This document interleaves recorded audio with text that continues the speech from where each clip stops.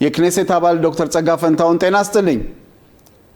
ጤና ይስጥልኝ አቶ ተስፋዬ፣ ጤና ይስጥልኝ አቶ ሽሎሞ፣ እንዲሁም የተከበራችሁ ተመልካቾች አድማጮች በሙሉ። በመጀመሪያ በእውነት ሌሊቱን ሙሉ አልተኛችሁም። በተወሰነ ሰዓት ለመከታተል ሞክሬያለሁ፣ ግን እኔ ቤት ስለሆንኩኝ ያው ለመተኛት ችያለሁ። በመጀመሪያ በእውነት ሌሊቱን እንዴት አሳለፍሽው? ስሜቱስ እንዴት ነው? የበጀቱ ማለፍ ከዛን ጀምር ዶክተር። አዎ በትክክል ሌሊቱን በሙሉ እዛው ነው ያደርነው። ነገር ግን በፓርላማ ወይም በክነሴት የተለመደ ነው፣ የመጀመሪያ ጊዜ አይደለም። ይቅርና ይሄን ትልቅ ነገር የገንዘብ በጀትን አመታዊ በጀትን በተመለከተ በሌሎች ጉዳዮች ላይ ብዙ ጊዜ ያደርንበት ጊዜ ነበርና የተለመደ ነው፣ አዲስ አይደለም። እንዴት ነው ስሜቱ?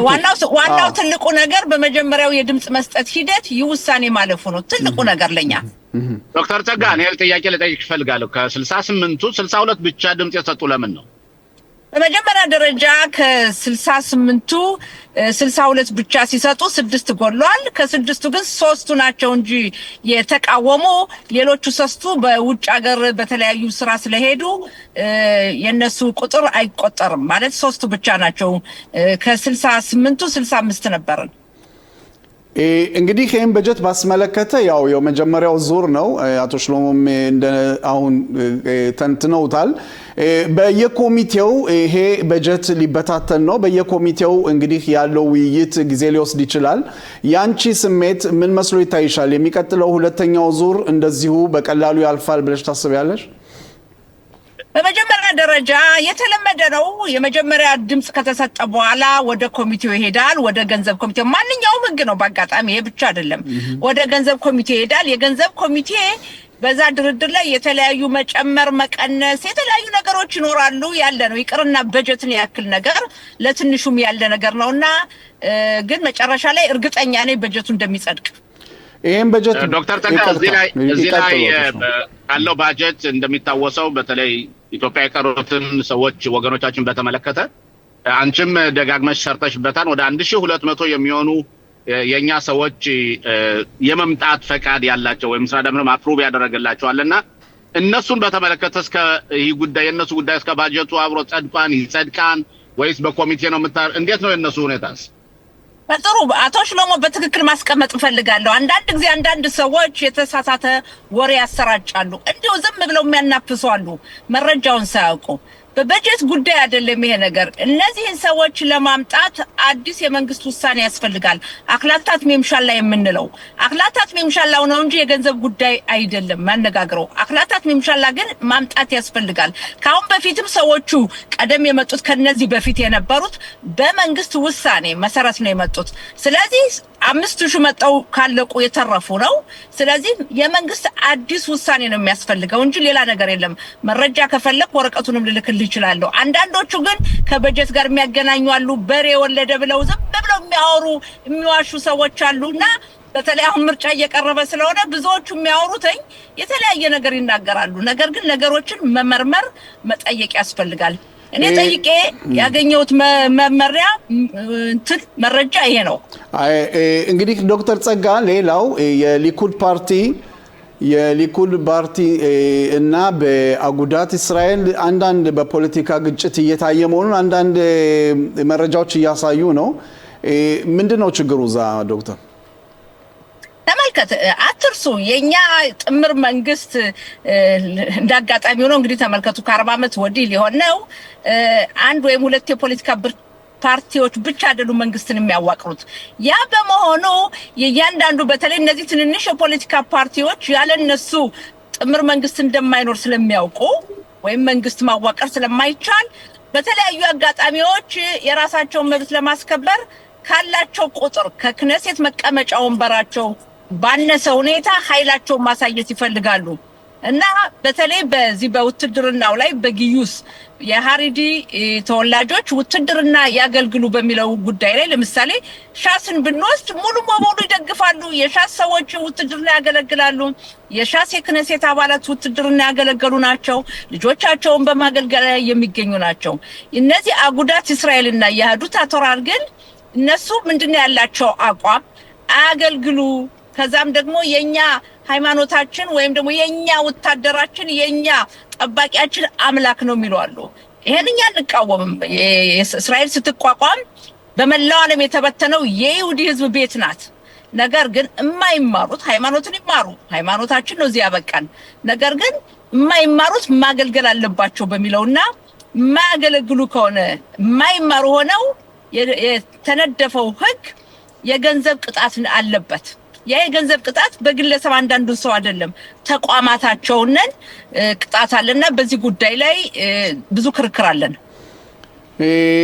ኦኬ ሌላው አሁን አንቺን እየጠየቅንሽ ቀጥታ የምናየው በፍርድ ቤት ያው ጋሌ ጸሐል የሬዲዮ ጣቢያን ባስመለከተ ያው ፍርድ ቤት ነገሩ ቀርቧል። የዚህ የሬዲዮ ጣቢያ መጨረሻው ምን ይሆናል ብለሽ ታስቢያለሽ ዶክተር? የሚገርማችሁ ይህ የሬዲዮ ጣቢያ ጋሌ ጸሐል የምንለው ዝም ብሎ መደበኛ የሬዲዮ ጣቢያ አይደለም፣ የመንግስት ሬዲዮ ጣቢያ ነው። በመከላከያ ኃይሉ ስር ያለ ነው። የዚህ ሬዲዮ ጣቢያ በሚኒስትር ደረጃ ኃላፊው የመከላከያ ሚኒስትሩ ናቸው። ይህ ሬዲዮ ጣቢያ ድሮ ሲቋቋም አላማው የነበር ወታደሮችንና ቤተሰቦቻቸውን ማገናኘት፣ ዘፈን መምረጥ፣ ለቤተሰብ መልካም ምኞትን መግለጽ እንዲህ ነበር። ከጊዜ በኋላ ግን ይሄ ሬዲዮ ጣቢያ ሙሉ በሙሉ እንደሌሎች ሬዲዮ ጣቢያ ሆነና ብዙ ጊዜ ምንድነው የሚያደርገው የፖለቲካ ጉዳዮችን ያመጣል። ይሄ ሬዲዮ ጣቢያ ፖለቲካም ሳያስገባም ጀምሮ ብዙ 30 አመት በሙሉ እኔ የጋዜጠኞች ማህበር ተመራጭ ነበርኩኝ። 16 አመት ነው የተመረጥኩትኝ። 4 አመት 4 ዙር ነው የተመረጥኩት። በዛ ዘመንም ብዙ ጊዜ አወዛጋቢ ነው። ይሄ ሬዲዮ ጣቢያ መዘጋት አለበት። የመከላከያ ኃይሉ የሬዲዮ ጣቢያ በዛ የሚያገለግሉት ደግሞ ማን መሰላችሁ? ወታደሮች ናቸው። እነዚህ ወታደሮች በፖለቲካ ለምን ይገባሉ የሚለው ብዙ ሲያነጋግር ቆይቷል። ስለዚህ ይሄን ሬዲዮ ጣቢያ የመዝጋትና የመክፈት መብቱ የመከላከያ ሚኒስትሩ ነው። የሚደንቃችሁ በአሁኑ ሰዓት የመከላከያ ሚኒስትራችን እስራኤል ካትዝ ይሄን ሬዲዮ ጣቢያ ልዝጋሉ። ከዛ በፊት የነበሩት በሙሉ ቤኒ ጋንጽን ብንወስድ፣ አይዝንኮትን ብንወስድ ድሮ ከአዘርባይጃን ጀምሮ ይዘጋ የሬዲዮ ጣቢያ የሚል ነው ያለውና አሁን ግን የምታውቁት ነው ሁሉ ነገር ከፖለቲካ ጋር ነው የሚያያይዙት። ለምን ይሄ መንግስት መከላከያ ሚኒስትሩ ይዘጉታል በሚል ነው ለከፍተኛው ፍርድ ቤት ያቀረቡት። በእኔ አመለካከት ይሄ ሬዲዮ ጣቢያ ፖለቲካ ነገሮች መንካት የለበትም። ይሄ ሬዲዮ ጣቢያ ከሆነም ለወታደሮች ሙዚቃ፣ የተለያዩ ነገሮች ከቤተሰብ አላማው መቀደም እንደነበረው መሆን አለበት እንጂ የምትሰሙት የሚደንቀው የዚህ ሬዲዮ ሰራተኞች ውትድርና እያሉ ይጀምሩና ኋላ እያደጉ ይሄዱና ታዋቂ ጋዜጠኞች ይሆናሉ። በአሁኑ በአዛ ወይም በጋዛ በነበረው ጦርነት በጣም በሚያሳዝን ሁኔታ የእስራኤል መከላከያ ልጆቻችን፣ ወንድሞቻችን፣ እህቶቻችን እየተዋጉ ደማቸውን እያፈሰሱ የመከላከያ ኃይሉን ወታደሮቻችን በመቃወም ይህ ሬዲዮ ጣቢያ ይናገር ነበርና እንዲህ አይነት ሬዲዮ ጣቢያ ወታደሮቻችን በመጀመሪያ ደረጃ በዲሞክራሲ ሀገር በመከላከያ ኃይሉ የሚረዳ ሬዲዮ ጣቢያ መኖር የለበትም የሚል ነው ብዙ የሚቀርበው። ከዛ ውጭ ደግሞ ወታደሮቻችን መከላከያ ኃይላችን የሚወቅስ የሬዲዮ ጣቢያ የመከላከያ ኃይሉ ገንዘብ መክፈል የለበትም። ካስፈለገ የግል ሬዲዮ ጣቢያ ሊሆን ይችላል።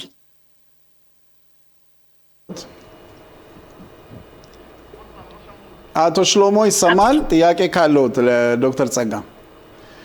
እሺ እኔ ለመጠየቅ የምፈልገው እንግዲህ ዶክተር ጸጋ ይሄ አመት የምርጫ አመት እንግዲህ ከውጭ ያሉትን ገና በመንግስት ስር ያሉ ፓርቲዎች፣ አዳዲስ ፓርቲዎች እንደዚሁም የቀድሞ የጠቅላይ ሚኒስትር የነበሩ ናፍታሊ ቤኔት እንዲሁም በየሄዱበት ጠቅላይ ሚኒስትር ቢንያሚን ኔታንያሁን ለመቀየር የሚያደርጉትን ጥረት እንቅስቃሴ እያደረጉ ነው። በሊኩድ ምን አይነት እንቅስቃሴ ተጀምሯል? የሊኩድ ፓርቲ እንደሚታወቀው ሁሉ በእስራኤል ሀገር ትልቁ አንጋፋ የፖለቲካ ፓርቲ ነው። በአሁኑ ሰዓት 32 መቀመጫ ያለው ነው። ትልቁ ፓርቲ ነው። በሁለተኛ ደረጃ የሊኩድ ፓርቲ የዲሞክራሲ ፓርቲ ነው። ዲሞክራሲ ያለው ምን መሰላችሁ? የሊኩድ ፓርቲ አባላቱን ለሚቀጥለው ክነሴት የሚያገለግለውን የሚመርጡ የፓርቲው አባል የሆኑ ሰዎች ናቸው። ያ ምን ይባላል? ምትፓክዲም እንለዋለን በዕብራይስጡ እና ቅድመ ምርጫ ይሆናል ፕራይመሪስ የምንለው። ያ በሚሆንበት ሰዓት አንደኛ፣ ሁለተኛ፣ ሶስተኛ የሚለው ደረጃ ይመደባል። ይሄ ትልቅ የዲሞክራሲ ጨዋታ ነውና በዚህ ዙሪያ ላይ ነው አሁን ያለው ዝግጅት። እያንዳንዱ ድጋሜ ለመመረጥ ወይም በውጭ ያሉ አዲሶች ለመግባት አዲስ ክነሴት ያልነበሩ ማለት ነው። በዚህ ላይ ብዙ ዝግጅት አለ። እያንዳንዱ የፖለቲካ ወቅት ስለሆነ ራሱን ጎላ አድርጎ ለማሳየት ይሞክራልና በጣም ደስ የሚል የዲሞክራሲ ጨዋታ ነው አሁን ያለንበት። አቶ ሽሎሞ ይሰማል? አሁን የመጨረሻ ጥያቄ ለዶክተር ጸጋ። አዎ እኔ እንኳን ዶክተር ጸጋ ለጠየቃት የፈለኩት እንዴት ነው እንደሚታወሰው የሊኩድ ፓርቲ በእርግጥ የዲሞክራሲ ፓርቲ ነው። ከሌሎች ፓርቲዎች የተለየ ፓርቲ ነው ማለት ይቻላል። ልክ እንደ ያኢር ጎላን ፓርቲ ነው ደግሞ የዲሞክራሲ ፓርቲ እና የኔ ጥያቄ ዶክተር ጸጋ አሁን ጠቅላይ ሚኒስትር ቢንያሚን ኔታንያሁ ያደረጉ ያሉት የሊኩድ አባላትን በጣም ቴንሽን ውስጥ አስገብቷቸው ይባላል። ብዙ ኮታዎችን ራሳቸው ዲሞክራሲያዊ ምርጫ ሳይሆን መመደብ ይፈልጋሉ እና ያን የክነሰት አባላቶችን በጣም አሳስቧቸዋል ይባላል። በዚህ በኩል ምን አይነት አመለካከት አለሽ? መረጃውስ እውነት ነው ወይ ነው?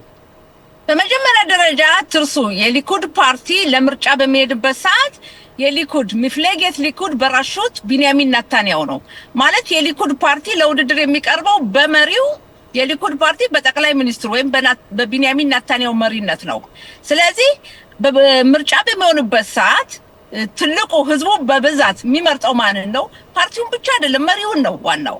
ስለዚህ ጠቅላይ ሚኒስትሩ መሪ እንደመሆናቸው መጠንና ፓርቲውን የበለጠ ለማጠናከር በፓርቲው በኩል ከፍተኛ ድጋፍ ለማግኘት አቶ ሽሎሞ ፓርቲ ምርጫ መካሄዱ ብቻ በቂ አይደለም ወይም ማለት ቅድመ ምርጫ ፕራይመሪስ በምርጫው ጊዜ ከፍተኛ ድምጽ ማግኘትና መንግስት ማዋቀሩ ነው ትልቁ ዋና ዓላማ እንጂ ከምርጫ በኋላ በተቀናቃኝነት መቀመጥ ስላልሆነ በዚህ ጉዳይ ላይ ጠቅላይ ሚኒስትሩ የራሳቸው ፍላጎት ይኖራቸዋል። ግን ቀደም እንዳልኩት የሊኩድ ፓርቲ ተቋም ያለው መሰረት ያለው የሊኩድ ደንብና ህግና ደንብ አለው። የፓርቲው የሊኩድ ፍርድ ቤት አለው። ቤድል ለሊኩድ አለው። አሁን ቅድም አቶ ሽሎሞ የያኢር ጎላንን አነሳ እንጂ ሁለቱም ማወዳደር አይቻልም። ይሄ ሊኩድ መሰረት ያለው ብዙ አመት የቆየ ብዙ ተቋማት ያሉት ፓርቲ ነው። በተቋማቱ መሰረት ውይይት ተካሂዶ የጠቅላይ ሚኒስትሩ ሐሳብ ድጋፍ ሊያገኝ ይችላል። ግን ብዙውን ጊዜ የጠቅላይ ሚኒስትሩ ሐሳብ ምን ጊዜም በሆነ ድጋፍ ያገኛል። ይሄንን አያይዤ መጠየቅ የምፈልገው ዶክተር የያኢር ኔታንያሁ የጠቅላይ ሚኒስትር ቢንያሚን ኔታንያሁ ልጅ በሚቀጥለው ፕራይመሪዝ ሊወዳደር ይችላል የሚልም አንዳንድ መረጃዎች ተጨባጭ ባይሆኑም እየተሰሙ ነው። እንዴት ነው በዚህ ጉዳይ ላይ? በመጀመሪያ ደረጃ መወዳደር ከፈለገ መብቱ ነው። እንደማንኛውም መጥቶ መወዳደር ይችላል። ዲሞክራሲ ያለበት ፓርቲ ነው፣ መወዳደር ይችላል። ነገር ግን እሱ ከጥቂት ቀናት በፊት በሰጠው መግለጫ ፖለቲካ መግባት አልፈልግም የሚል ነው የሰጠው እንጂ መወዳደር ከፈለገ ይችላል። ለመጨረሻ በእውነት የምሰጥሽ እንግዲህ በመታደርጊው እንቅስቃሴ ለህብረተሰቡ የምትሰጪው መልእክት ካለ በዛን እንጨርሳለን ዶክተር።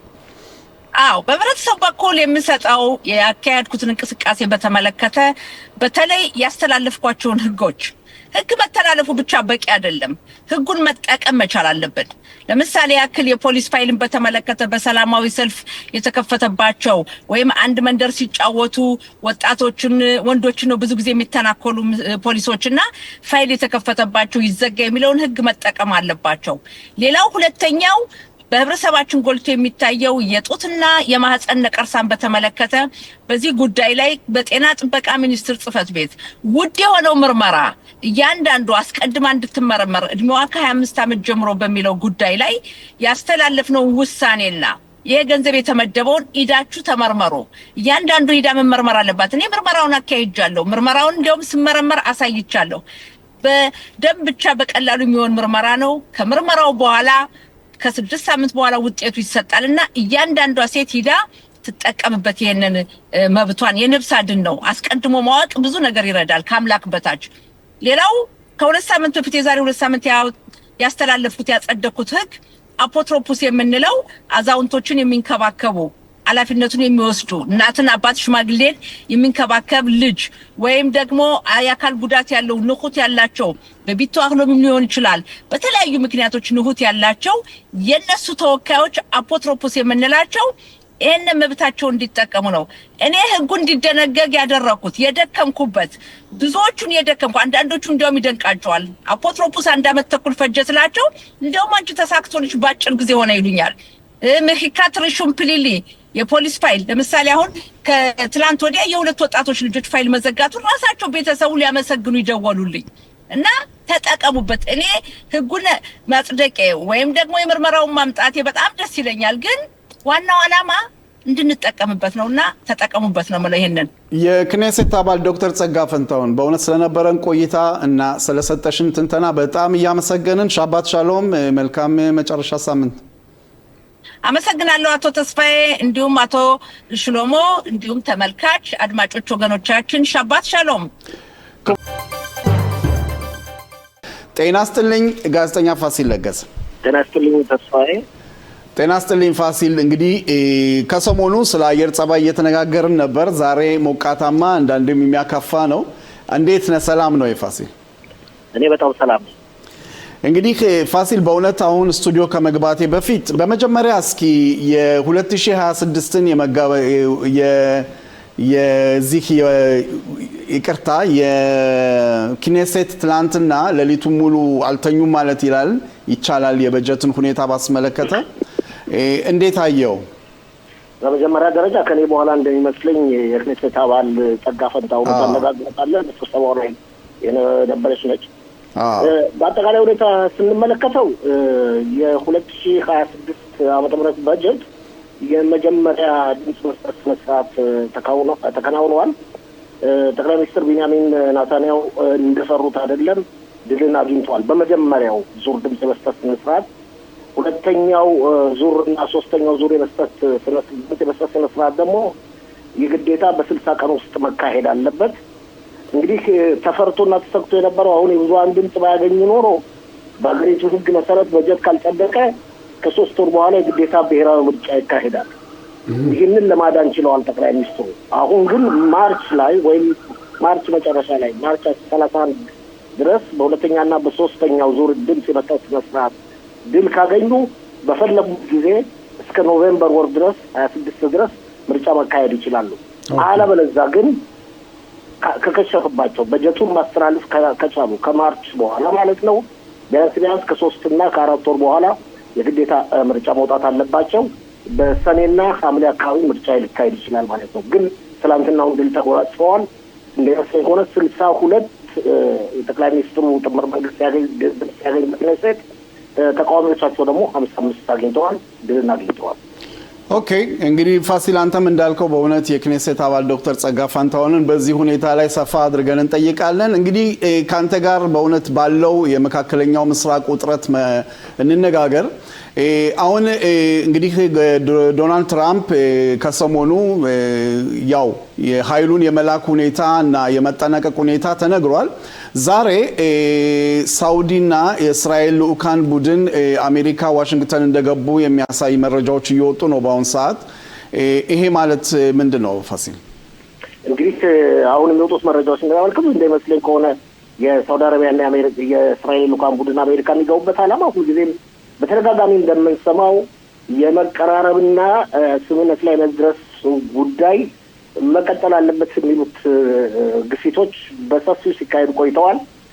በተለይም አዛን በማስመልከት ያለው ተጨባጭ ሁኔታ ከተረጋጋ ሳውዲ አረቢያና እስራኤል የአብርሃም ስምምነትን የማይፈራረሙበት ምክንያት እንደሌለም እየተነገረ ነው። ይህን ለማከናወን ይመስላል። በአንጻሩ ደግሞ ዶናልድ ትራምፕ እንደምታውቀው ኃይላቸውን በፋርስ ባህረ ሰላጤና መካከለኛው ምስራቅ አካባቢ ማጠናከራቸውን እንደቀጠሉ ነው። ትልቅና ብዛት ያለው ኃይል አላቸው። በብዙ ሺህ የሚቀጠሩ ወታደሮችን፣ አውሮፕላኖችን፣ ተዋጊ አውሮፕላኖችን፣ ሌሎችን የያዘችው አውሮፕላን ተሸካሚ መርከብ አብርሃም ሊንኮልን ፋርስ ባህረ ሰላጤ ደርሳለች። ስለዚህ ኢራኖች፣ የኢራን መንግስት፣ የኢራን ሺዎች፣ የአያቶሎች መንግስት ሂሳብ የመክፈሉ ሁኔታ እየተቃረበ ነው ይባላል። በተለይም ተስፋዬ ሰሞኑን ቀስ በቀስ ኢራን ውስጥ ኢንተርኔት ከተለቀቀ በኋላ የሚወጡት ቪዲዮዎች የደረሰውን ጭፍጨፋ በሰፊው ስለሚያሳዩ የአሜሪካ ሕዝብም አክንትፍ ያለ መስሎ ይታያል ኢራኖችን።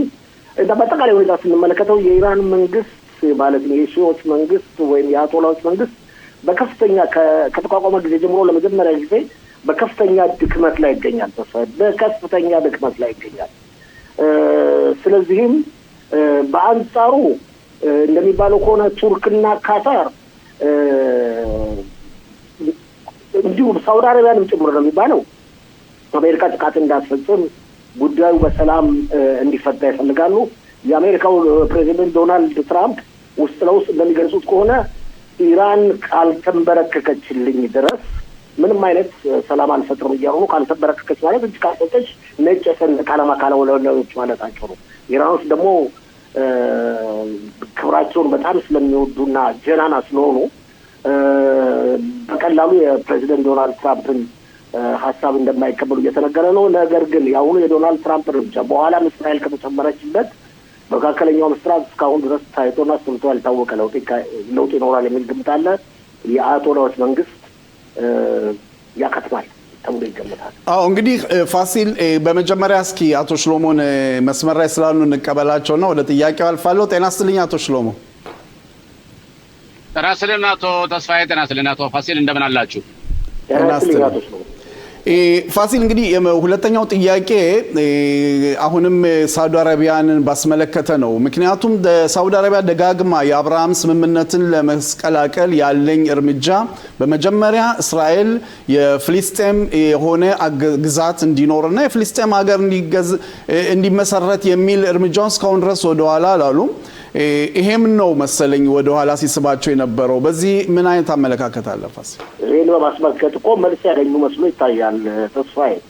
ይኸውም ዶናልድ ትራምፕ ያቀረቡት የ20 ነጥብ ስምምነት መጨረሻ ላይ ሁሉም ነገር ከተሳካ ፍልስጤማውያን ትምህርታቸውን ከቀየሩ አክራሪነታቸውን ካለዘቡ አገርን ይመሰረትላቸው የሚል አንቀጽ አለ። እስራኤልም ተቀብላ ፈርመዋለች። እስራኤል የምታስበው ይህ ሁኔታ እንደማይሳካ ነው። ስለዚህ ሳውዲ አረቢያን ደግሞ ይህንን የወደፊቱን ሀሳባቸውን እስራኤልን ልወቅ ነበር ምትስትል የነበረው። ይህን ነገር ያገኘች መስሎ ይታያል። ሌላ ከዚህ በተጨማሪ አዲስ ነገር የምታገኝ መስሎም አይታየኝም። ስለዚህ እንግዲህ አሁን እንደገና እስራኤልና ሳውዲ አረቢያ አሁን አንተ እንደጠቆምከው ተገናኝተው የሚዋዩት ሳውዲ አረቢያ ከእስራኤል ምናልባት እንደተጠበቀው መልሱን አግኝታለች። ያንን መልስ ካገኘች ደግሞ የማትደራደርበት ምክንያት የለም። ጠቅላይ ሚኒስትር ቢንያሚን ኔታንያሁ የነደፉት እቅድ አለ። እንግዲህ በሰኔም ሆነ ተስፋዬ ሰኔ 2026 ዓ.ም ሆነ ወይም ሐምሌ 26 ወይም መስከረም 26 ወይም ህዳር 26 ዓ.ም ከሆነ ምርጫ ቢካሄድም ከዛ በፊት ከምርጫው በፊት በተቻለ መጠን ብዙ ድሎችን ተጎናጽፈው ለምርጫ መውጣት ይፈልጋሉ። ሰሞኑን ሰምታቸዋል። በተደጋጋሚ ሁኔታ ትላንትም ራን ግቪሊ ቀብር ስነ ስርዓት በተካሄደበት ስነ ስርዓት ሐማስ መውደሙ የማይቀር ነው እያሉ ነበር። ሐማስን ያወድማሉ እንደኔ ግምት። እሳቸው ማውደሙት ሌሎችም ሐማስ ይጠፋል። ሐማስ ከጠፋ ደግሞ የኢራኑ ተጨባጭ ሁኔታ እንደሚፈልጉት ከተሳካ የኢራን አያቶላዎች ወይም የሺዎች መንግስት ከተንበረከከ የሚቀሩት ሂዝበላ ነው። ሂዝበላ ደግሞ ኢራን አያቶላ ሺዎች ከተቆጠቆጠ ህልውና ጭራሽ አይኖረውም። ምንድነው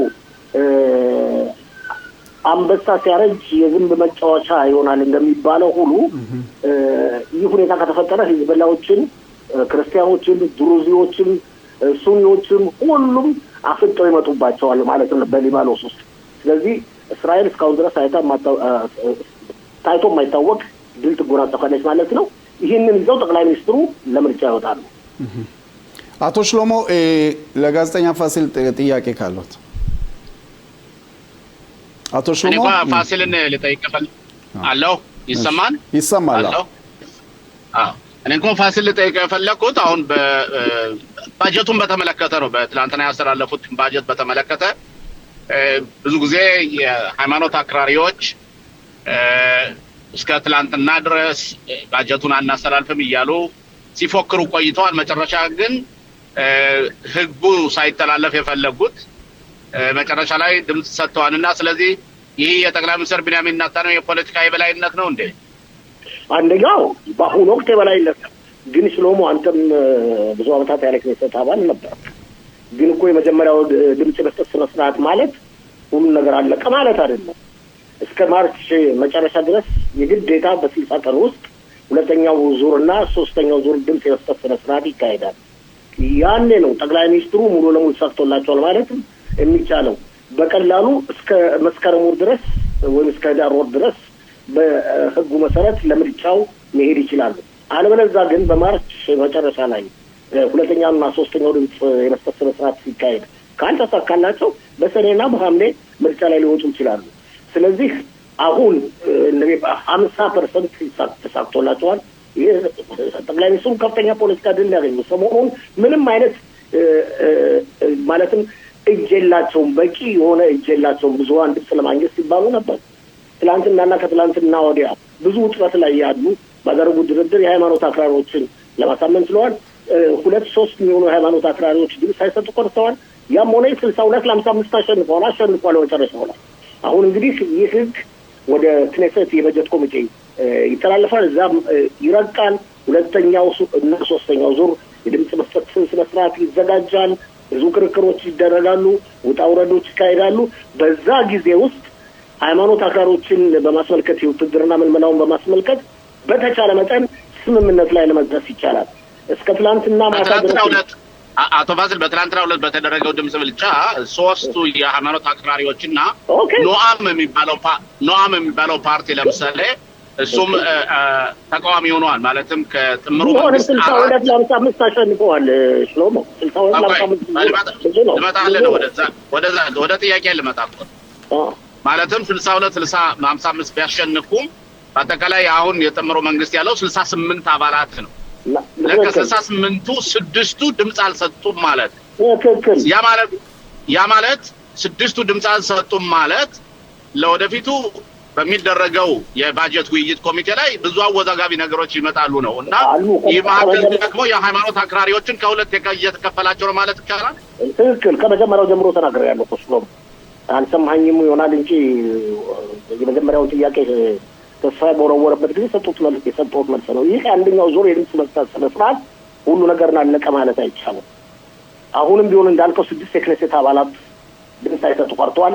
እነሱ እንኳን ተቃውሞ ቢመጡ እንኳን አሁንም የጥምሩ መንግስት ያሸንፋል። ቢመጡ እንኳን ስንት ነው የሚደርሰው? ማሸነፍ ይችላል። ምንም ችግር የለበትም። ያም ሆነ በቂ አይደለም። በተቻለ መጠን እንግዲህ በዚህ 3 ወር ጊዜ ውስጥ ለማሳመን ጥረት ይደረጋል። እንደዚህ ድምፅ ያልሰጡበት ምክንያትና የተገለሉበት ምክንያት ዋና ምክንያት ምንድነው? የሃይማኖት አክራሪዎችን በውትድርና ምልመላ በማስመልከት ነው። በማስመልከት ስልህ ከፊሎቹ ማለትም ህጉ በቂ አይደለም ይላሉ። ከፊሎቹ ደግሞ ለባጀት አሁን ለምሳሌ ሸራን ስኬል እነ ዩሊ ኤደልሽታይን እነ ሶፈር እነዚህ ለምሳሌ ያላቸው ቻንስ የሃይማኖት አክራሪዎች ህግ የሚያልፍ ከሆነ መንግስቱን የመጣሉ አማራጫቸው ያ ነው። ስለዚህ ወደዛ እየሄድን ነው ማለት ይቻላል። እና ስለዚህ ሙሉ በሙሉ ባጀቱ ያልፋል ማለት እኮ እርግጠኛ መሆን አይቻልም እንዳልከው። ሊሆንም ላይሆንም ይችላል። ምክንያቱም እነዚህ አሁን ድምፅ ካልሰጡትም ከኖአም በስተቀር የማሳመን ችሎታ ህጉን በትክክል ለማጽደቅ ከተቻለ ከኖአም በስተቀር ወደ ራሳቸው የመመለስ እድል አላቸው ጠቅላይ ሚኒስትሩ። ከዛ በተረፈ ደግሞ 2-3ቱም ከ4ቱ መካከል አሳምነውም ወደ ራሳቸው እንቃወማለን ከሚሉት ለምሳሌ ሞሼ ሳዳን፣ ዳንኤል ሉዝን ሞሼ ሳዳና ዳንኤል ሉዝ ወደ እሳቸው ይመለሳሉ የሚል ግምት አለ። በአንጻሩ ግን ዩሊ ኤደልሽታይንና የኖአም ፓርቲ ወደ እሳቸው እንደማይመልሱ ግልጽ ነው እና የማሳመን ችሎታ ነው። የኖአም ፓርቲንም ቢሆን ሊያሳምኑት የሚችሉበትን ሁኔታ ሊፈጠር ይችላል። ብዙ ነገሮችን የሚጠይቃቸው ጥያቄዎች አሉ። አክራሪ እሱ እና በአንድ በኩል እድሜ ሊያጥር ይችላል የሚል ግምት አለ። በአንድ በኩል እድሜ ሊያጥር ይችላል። ያም ሆነ ይህ ባለው ተጨባጭ ሁኔታ ስንመለከተው ተሰግቶ የነበረው አሁን ይህ አንደኛው ዙር ባይጸድቅ ኖሮ በ3 ወር ውስጥ ምርጫ መካሄድ ነበረበት። ከኔ ጋር ነኝ? ይሰማል ፋሲል ቀጥል። ይህ ባይቀርብ ኖሮ ማለትም ባይጸድቅ ኖሮ በ3 ወር ውስጥ ምርጫ ይካሄድ ነበር። ለማንኛውም ተጨማሪ 2 እና 3 ወሮችን 6 ወር አካባቢ ጠቅላይ ሚኒስትሩን ለማግኘት ችለዋል ማለት ነው። ከእንግዲህ ወደ ምርጫ መልካሄድ የሚችለው ሚኒመም በአነስተኛ ሁኔታ ሰኔ ወይም ሐምሌ አካባቢ ነው። አለበለዚያ ግን በጀቱ ተሳክቶላቸው ከጸደቀ ሙሉ ለሙሉ ምርጫው የሚካሄደው ከመስከረም በኋላ ሊሆን ይችላል። ሌላው የመጨረሻ ጥያቄ ፋሲል፣ እንደውም ይሄ በጀት ከሃይማኖተኞች ፓርቲዎች ባሻገር ባለነው መካከለኛው ምስራቅ ውጥረት ኢራንን ባስመለከተ በተለያየ ጉዳይ ላይ ጦር ኃይሉም ይሄን በጀት ይፈልገዋል የሚል ንግግሮችም አንዳንዶች እየተነጋገሩ ነው። የሚያልፍበትም ምክንያት አንዱም ይሄ ነው የሚባል አለ። እንዴት ታየዋለህ? በአንድ በኩል እውነታቸው ነው በጀት የተዘጋና የተከበረ የጸደቀ የተቀነባበረ ሲሆን ለሁሉም ለጦር ኃይሉ ብቻ ሳይሆን ለትምህርት ሚኒስትርም ሌሎቹ በከፍተኛ ሁኔታ ያገለግላል። በጀቱ ካልጸደቀ ግን ያለፈው አመት ማለት የ2025 ዓመተ ምህረት በጀት 1:12 እየተካፈለ በጀቱ እስኪጸድቅ ድረስ ከተግባር ላይ ይውላል። ነገር ግን የተዘጋ በጀት ጦር ኃይሉ የወደፊቱን እቅድ ለማውጣት የተዘጋ በጀት በጣም ነው የሚያስፈልገው። ምክንያቱም የሚቀጥለው አመት የጦርነት አመት ሊሆን ይችላል ወይም ከጦርነት አመት ሊሆን አይችልም። ከ2-3 አመት በኋላ ጦርነት ሊሆን ይችላል ሊሆን አይችልም። አስቀድሞ በትክክል ሁኔታ የረቀቀና የተቀነባበረ በጀት ካለ ለሁሉ ወገን ጥሩ ነው። ግን ይህም ከሌለ አገሪቱ ትንቀሳቀሳለች 1:12 እየተካሄደ።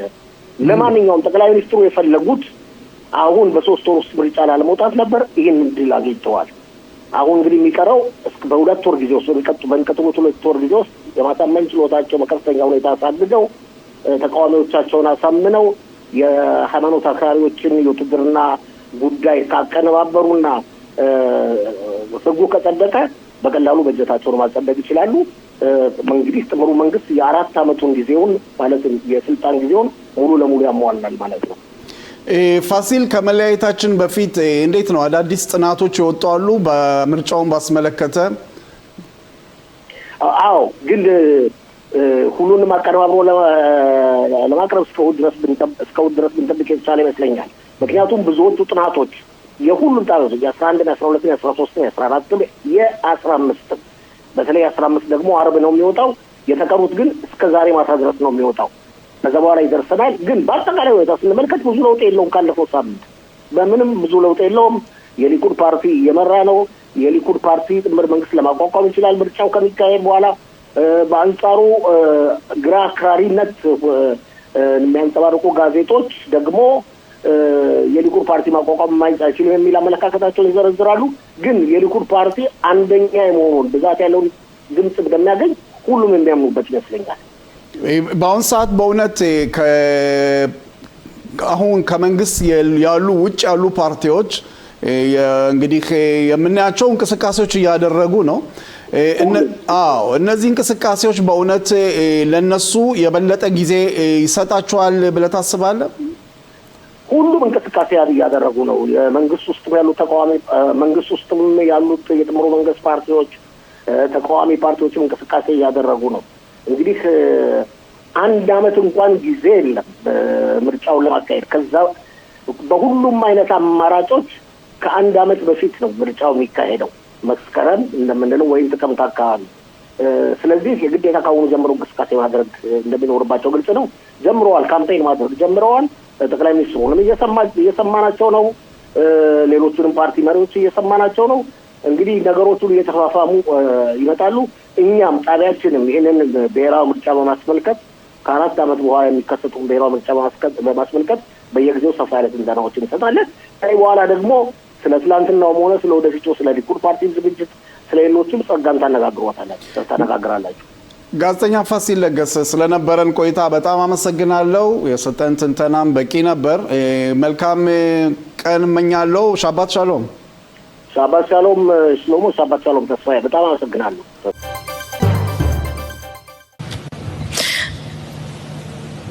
አይራኒ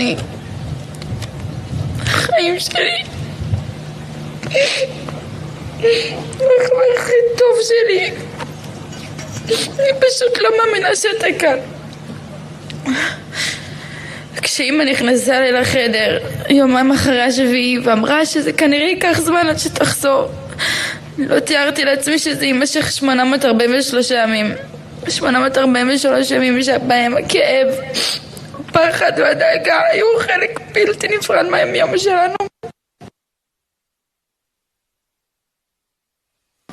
כשיצאת הרגשתי שמשהו רע הולך לקרות. אני זוכרת כשישבת על הכיסא בחדר של עומרי ואמרת לאמא, את רואה אני יכול להזיז את היד? אז אמרתי לעצמי בראש, תפתחי את העיניים, זאת הולכת להיות הפעם האחרונה שתראי אותו. לא דמיינתי לעצמי שהשטות הזאת שאמרתי לעצמי בראש תהיה האמת. אז לקחת את הרכב של אבא ונסעת. אני פשוט עמדתי מהצד ולא עשיתי כלום. רני, אין יום שלא עובר לי בראש המחשבה מה היה קורה אם הייתי נלחמת איתך להישאר בבית. מה היה קורה אם הייתי יוצאת לנובה בתור מבלה, או גונבת את המפתח של הרכב, מסתירה אותו ממך, עושה את עצמי מגן אנושי שלא נותן לך לצאת מהדלת. רני, היער הוא כבר לא אותו יער. בקניון אין יותר בגדים יפים, ושניצל כבר לא טעים לי כמו פעם. הדברים שהם שלנו, אתה זוכר, רני? הנסיעות לבסיס, הנסיעות לפורום, החפלות שלך כל יום חמישי, והכי חשוב, אני ואתה. הצחוקים שלנו, הריבים, הם נגמרו, ונשאר לי רק זיכרונות, וכל זיכרון הוא כמו חץ בלב. כל אופנוע שעובר לידי מחזיר אותי 2 אחורה. לפעמים זה נעים ולפעמים אני נשברת, בדיוק כמו היום. מי יקרא לי שוש? מי יקרא לי שוש? מי יקרא לי שוש ויביא לי בוסרת טובה בלחי? מי ישמור עליי שלא יקרה לי כלום? בשנתיים האלו איבדתי אותך ואחר כך את עצמי. כשעמדתי פה בטקס ההספדים הקודם הבטחתי לך שאני בוחרת בחיים. אני נשבעת לך, רני, אני נשבעת לך שאפילו שהיה לי קשה אני עשיתי את זה ואני בחרתי בחיים, ואני מבטיחה לך שאני אהיה שמחה כל החיים ואתה תמיד תהיה שם. לתת לאיש כדרכיו וכפרי מעלליו, להגיד כי ישר אדוני צורי ולא עוולת בו. אדוני נתן ואדוני לקח, יהי שם אדוני מבורך ורחום, יכפר עוון ולא ישחית, וירבה להשיב אפו ולא יאיר כל חמתו.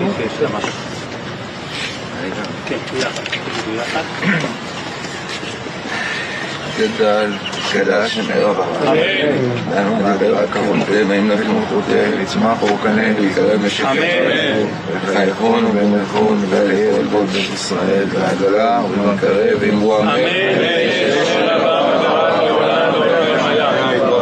וישתוח ויתפאר ויתרומם ויתנשא ויתהדר ויתעלה ויתעלה שמע דקודשה ברחם לעילה מכל ברכתה שראתה תשבחתה ונחמתה רם ברם בעלמה ואמרו יש למה רבה משמיה וחיים ושמחה וישועה ונחמה וזיבה ורפואה וגאולה וסליחה וכפרה רווח והצלה לנו כל עמו ישראל ואמרו אמן. עושה שלום במרומיו וברחמיו ויעשה שלום עלינו ועל כל עמו ישראל ואמרו אמן.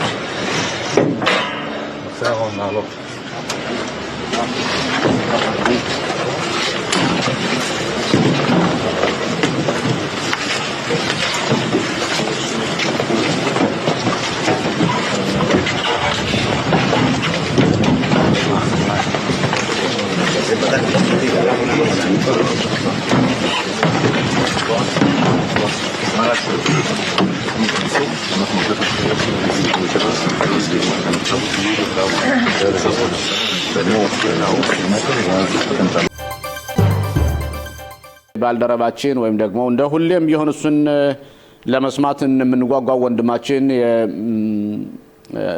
ኮሎኔል መኮንን ተስፋ መስመር ላይ ይገኛል። ጤና ይስጥልኝ መኮንን። ጤና ይስጥልኝ ጋር ሰሎሞን፣ እንዴት ዋላችሁ? ሰላም ነህ ወይ? እንዴት ሰነበትክ? ሰላም ነን ክቡይሳ። አቶ ተስፋዬ አብሮ አለ። እስቲ አቶ መኮንን አንተም ወታደር ነበርክ። በወታደራዊ እይታህም እውነት ዛሬ አሁን በዚህ ደቂቃዎች ላይ ራኒ ጉዌሊ ሜታር አካባቢ ተወልዶ ከዛ ያደገው ዛሬ የቀብሩ ስነ ስርዓት እየተካሄደ ነው። እና ቤተሰቦችን ንግግር ሲያደርጉ ሰምቼ ነበር። እኔ በእውነት እንባ ነው የመጣኝና ይሄ ጥቁር ፓራግራፍ የ255 ተጠላፊዎች ወገኖቻችን በህይወት ያሉትም አስክሬኖችም መጨረሻ ላይ ሆኖ ይሰውዬ እንደዚህ አይነት ስነ ስርዓት ሲደረግለት ባለስልጣናትና ፕሬዝዳንቱ ጠቅላይ ሚኒስትሩ እንዴት ሚኒስትሮች ባሉበት ምን ተሰማህ አንተ አቶ መኮንን? አንደኛ ትክክል አባባል ነው። ይሄም ያልተጻፈ በአንድ ተመልማይ ወታደር ወደ ወታደር ሲገባ እና ከመከላከያ ጋር ያልተጻፈ ውል ያልተጻፈ ስምምነት አለ። እስራኤል እንደ ሀገር መከላከያ እንደ መከላከያ ማንኛውም ወታደር አስከሬንን ቢታገት ወይም ወታደር ቢታገት መልሶ ማምጣት ግዴታ ነው፣ መብትም ነው። ስለዚህ እስራኤል እንደ ሀገር መከላከያ እንደ መከላከያ እንደምታውቀው ከ250 በላይ የሚሆኑ ቀብር ለሁለት ቀን ያህል ተቆፍረው ተፈትሸው እንደገና ተዘግተው ከ250 አንዱ ራንድ ብሌ በመሆኑ ይህ ወታደር በእውነት በጥቅምት 7 የመጀመሪያው ቀን እንደገባ በኋላ መጨረሻ በአሁኑ ሰዓት መጥቷል። ይህም ደስ የሚል ነው። እንደሚመስለኝ ከሆነ በሀገራችን ላይ በእስራኤል ሀገር በዚህ ጊዜ በዚህ ወታደር መመለስ ቀይ ክንፍም የለም ግራ ክንፍም የለም፣ ሁላችንም አንድ ነን። እስራኤልን አንድ አድርጓታል ማለት ይችላል። ምክንያቱም ይሄ ያልተጻፈ ውል ስለሆነ በአሁኑ ሰዓት ያው በሜታር ሰፈር የዚህ ጀግና ወታደር ቀብር ስነ ስርዓት ይፈጸማል። በዚህ ቀብር ሰዓት ላይ እንደምታውቀው ብዙ ወታደሮች፣ ብዙ ፖሊሶች፣ ብዙ የመንግስት ባለስልጣናት፣ ጠቅላይ ሚኒስትሩ፣ ፕሬዝዳንቱ፣ ሌሎችም ይገኙበታል። ይሄም የመጨረሻው ስለሆነ እስራኤል እንደ ሀገር ክብር ትሰጠዋለች፣ ይገባዋል። እናት አባቱም እንደምታውቀው ይሄን ሁሉ 200 ይሄን ያህል ጊዜ ከ2 ዓመት በላይ ከ2 ዓመት ተኩል በላይ ታግቶ የመጀመሪያው ቀን ገብቶ እንደሞተ እየታወቀ ምንም አይነት በእስራኤል ላይ ወይም በጠቅላይ ሚኒስትሩ ወይም በመከላከያ ኩነና ያደርጉ ይገባቸዋል። እነዚህ ሰዎች ልጃቸውን ወደ መቃብር ማምጥቶ ዞሮ ይሄ ነው የሚያስፈልገው። እስራኤልም እንደ ሀገር እንግዲህ ከሞላ ጎደል አንዱ እና የመጀመሪያው ኢላማ ላይ ሞከረችው ሁሉንም እና የታገቱትን ወገኖች ማስመለስ የሚለውን በዚህ ላይ ተወጥታለች። በዚህ ሁኔታ ነው ያለው። እንግዲህ የሚቀጥለው ሁለት ለማውጣት በሱ ደግሞ ማለት ነው። ያው አቶ መኮንን የሚገርምህ ወንድማችን እረፍት ላይ ነበር፣ ቆስሎ እረፍት ላይ ነውና እረፍት ላይ እያለ ጦርነቱ በሚከፈትበት ጊዜ መሳሪያውን ይዞ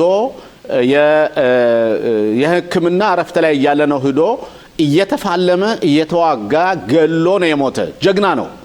እና ቤተሰቦቹ ደግሞ የሚገርምህ በጣም ጀግና ቤተሰቦች ናቸው። እንደሚታወቀው እስራኤል ማህበረሰብ በጣም በከፍተኛ ደረጃ ተከፋፍሎ የቆየ ህዝብ ነው።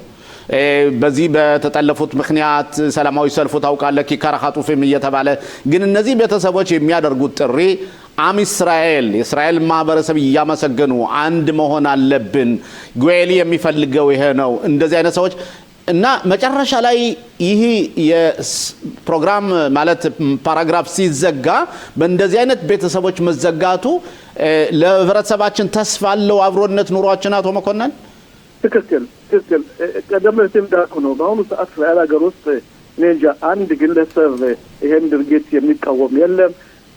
በእውነቱ የዚህ ጀግና የዚህ የፖሊስ ወታደር ነው ረፍት የነበረ ረፍቱን ሕክምናውን ትቶ በጥቅምት 7 ብዙ ቴሮሪስቶችን ገሎ ጥይቱ ሲያልቅበት ነው የተገደለው፣ አዛም የገባው። ስለዚህ ይህ ወታደር በእውነት ቤተሰቦቹም እንደምታየው በጣም ዲሲፕሊን የተሞላቸው ሲናገሩ እንኳን የሚያረኩ ናቸው።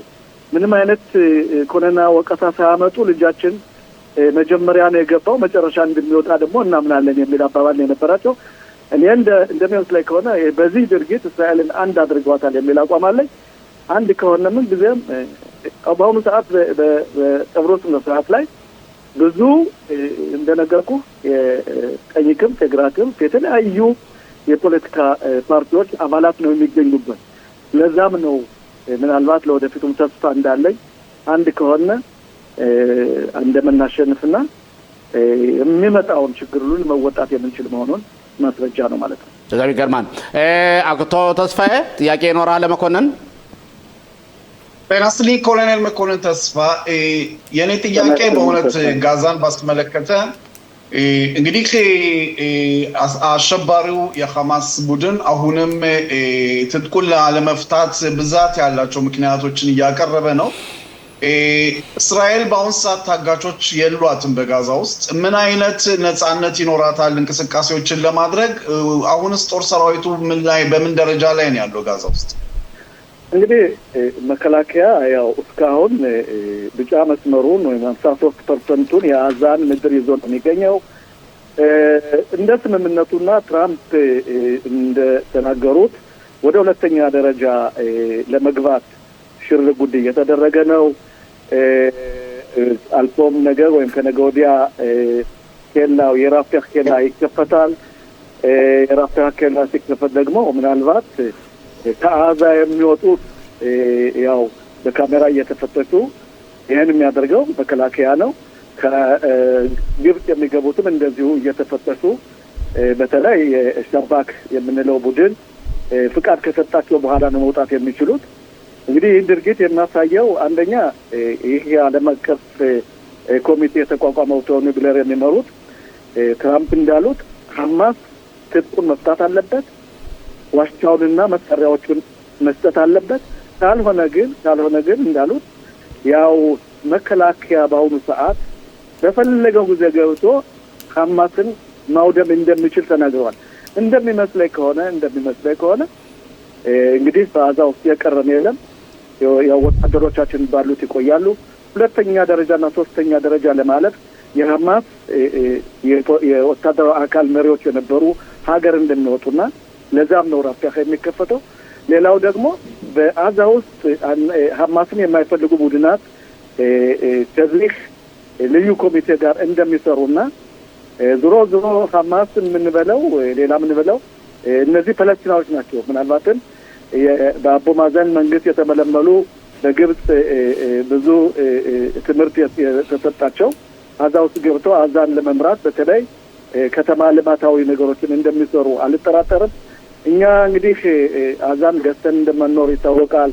ጋዛ እኛ የምንፈልገው ጎረቤት ሀገር፣ ሰላም ሀገር ሆና መሳሪያ አልባ ሆና ሁሉንም ኢላማዎቻችን አግኝተን በጋዛ በኩል ምንም አይነት ስጋት ካልመጣብን እኛ ጋዛን የፈለገው ያስተዳድራት የሚያገባን ነገር የለም። መከላከያም ይሄን ነው ለመቆጣጠር ከዚህ ያለው። ሁለተኛው በዚህ ሁኔታ ከተሳካ ወደ ሶስተኛና ወደ አራተኛ ደረጃ ጋዛ መልሳ የምትገነባበት ደረጃ መንገድ እየተሳካ ነው የሚል አቋም አለኝ። ኮሎኔል መኮንን እዚህ ላይ የኛ መንግስት ሁሌ ሲሉት የነበረው የአቡ ማዘን ተወካዮች እግራቸውን ጋዛን አይረግጧትም እና ሌላ አስተዳደር መምጣት አለበት እየተባለ ሲተች የነበረው ትክክል አይደለም ማለት ነው። እንግዲህ አንዳንድ ነገሮችን በፖለቲካ ላይ የሚታዩ ይሆናሉ። ሽሎሞ አንተ ታውቀዋለህ።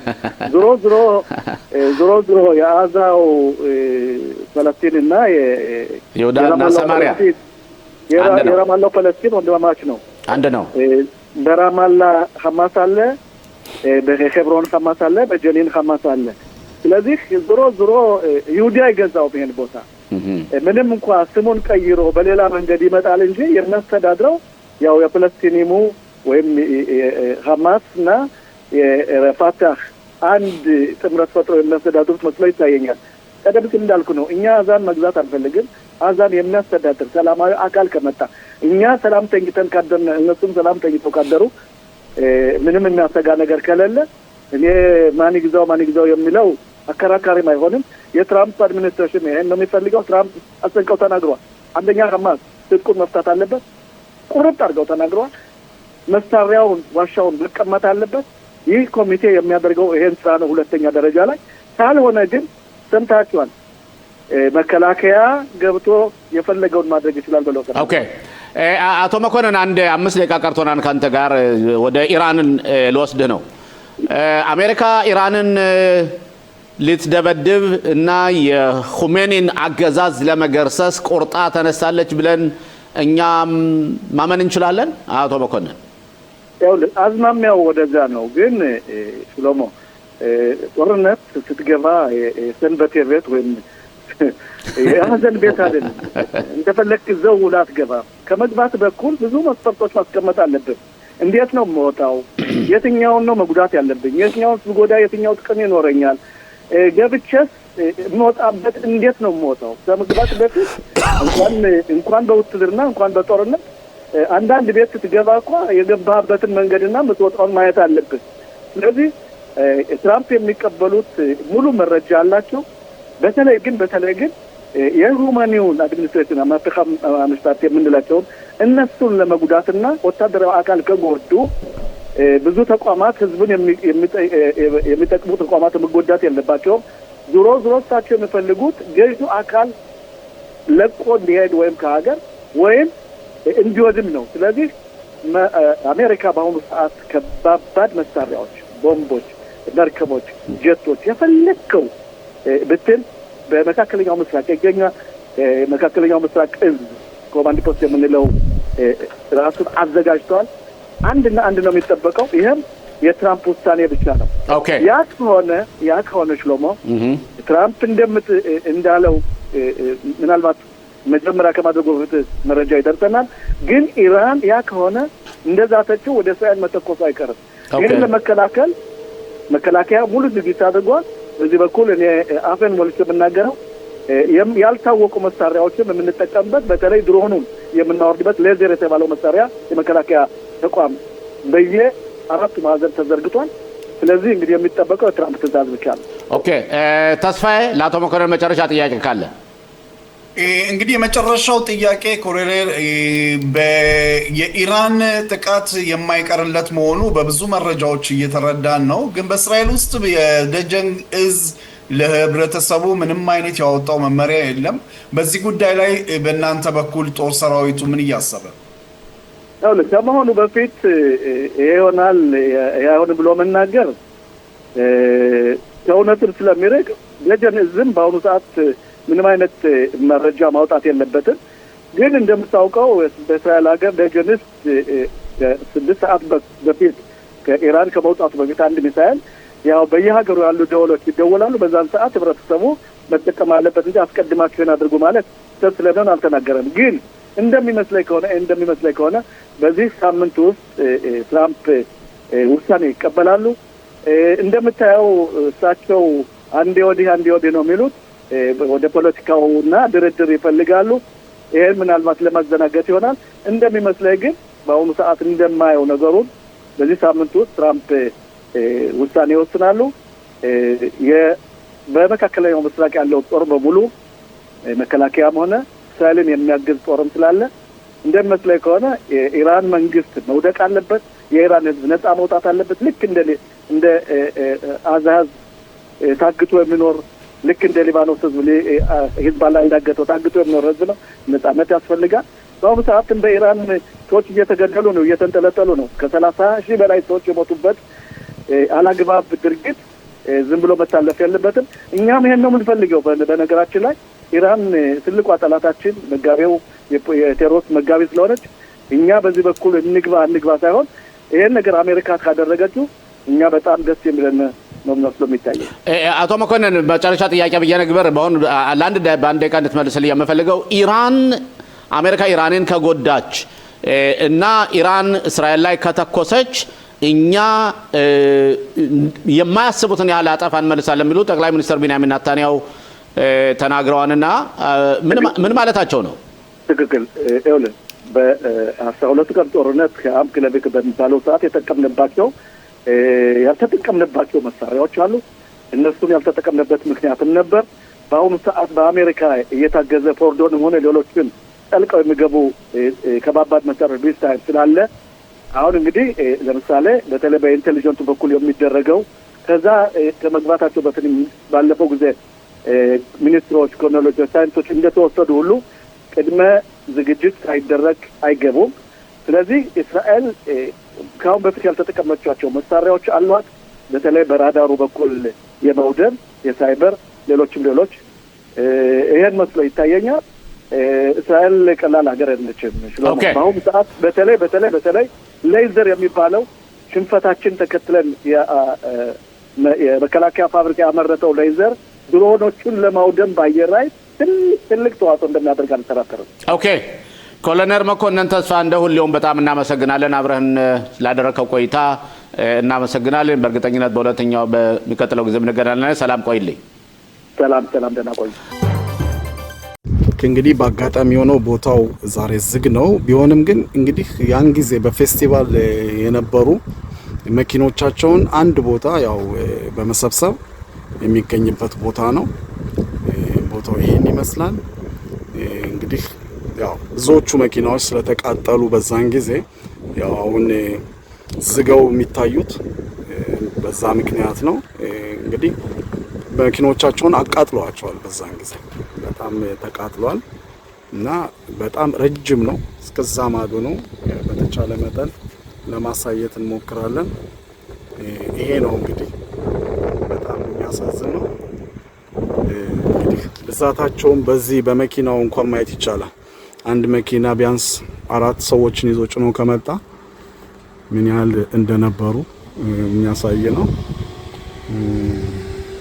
በቃ እና ለማስታወሻ ያህል ቦታው ያው በጥበቃ ላይ ነው ያለው። አሁን እኛ ስንመጣ ዝግ ነው። በሌላ ቀን የበለጠ ድንገት ለመቅረጽ እንሞክራለን። ይሄ ደግሞ በዛን ጊዜ በፌስቲቫሉ ጊዜ እንደ ባር መጠጥ መሸጫ የነበረ ነው። ካስታወሳችሁ እንግዲህ እዚህ ጋር ከዚህ ነው ሁሉን ነገር የነገሯቸው። ቶክስ እንደተተኮሰና ያው የግዴታ መሸሸጊያ ቦታዎችን እንደያዙ አሸባሪዎቹ በመጡ ጊዜ እንግዲህ እዚህ ውስጥ ገብተው ነው ጠቅላላ እዚህ የተረፈ የለም። እዚህ ውስጥ ሲሸጡ የነበሩት ጠቅላላ ነው ህይወታቸው ያረፈው በጣም በሚያሳዝን ሁኔታ እና ከዚህ ሆነው ነው ጠቅላላ ለዛን ጊዜ በፌስቲቫሉ ጊዜ ለነበሩት ህይወታችሁን አድኑ ሩጡ የሚል መልስ ሰጥቷቸው እንግዲህ ቦታው ያን ጊዜ የነበረው ይሄን ይመስላል። እንግዲህ በዛን ጊዜ የነበሩ ናቸው እና ያረፉት ትሙኖች ፎቶዎች የምናያቸው ናቸው። በጣም የሚያሳዝን ነው። እንዳሉ ገብተው በቃ መደበቂያም ቦታ አልነበራቸውም እዚህ እና የረሸኗቸው። እንግዲህ የአሸባሪዎቹ መንገድ አመጣጡ ከዛ ማዶ ነው እንደምናየው። ያው መኪና የሚሄድበት ከዛ አልፎ ያለው እንግዲህ ጋዛ ነው። ከጋዛ ቀጥታ ወደዚህ የመጡት ግማሾቹ በሞተር ሳይክል፣ ግማሾቹ በቴንደር በተለያየ መኪና ነው። እንግዲህ አሁን የምናየው በቃ ሐውልቶች ናቸው። የነሱ ማስታወሻ ነው። በተገደሉበት ቦታ ላይ ሬሳቸው በተገኘበት ቦታ ላይ ቤተሰቦቻቸው ያንዳንዱ ቤተሰብ ሐውልት አድርጓል ለማስታወሻ።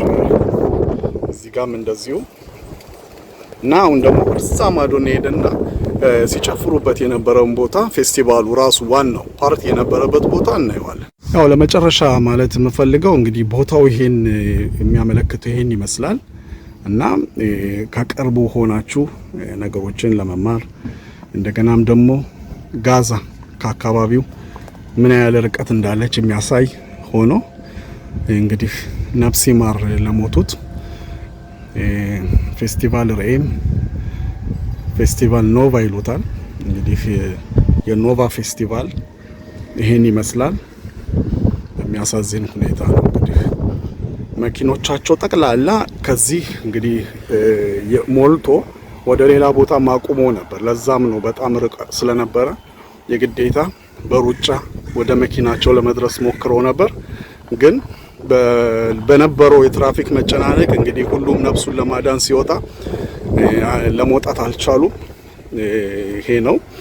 ሌላው ያው በቃ ያተነሳው ከዚህ ቦታ ላይ የተነሳው ሽንት ቤቱ ነው። የጊዜያዊ ሽንት ቤት ልክ እንደዚህ እንዳለው ፊት ለፊታችን እዛ ውስጥ የተደበቁትም እንደዚሁ ምንም ነፍሳቸው አልዳነም። ያረፉበት ቦታ ነው።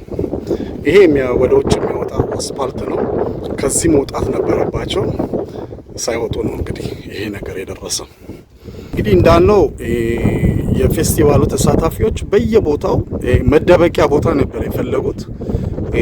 እያንዳንዱ ያገኘበት ቦታ የተደበቀው እና ይሄ የምናየው ፊት ለፊታችን ብዙ ጊዜ እንደዚህ ፌስቲቫሎች ሲካሄዱ ቆሻሻ ማጠራቀሚያ የሚጠቅም ነው።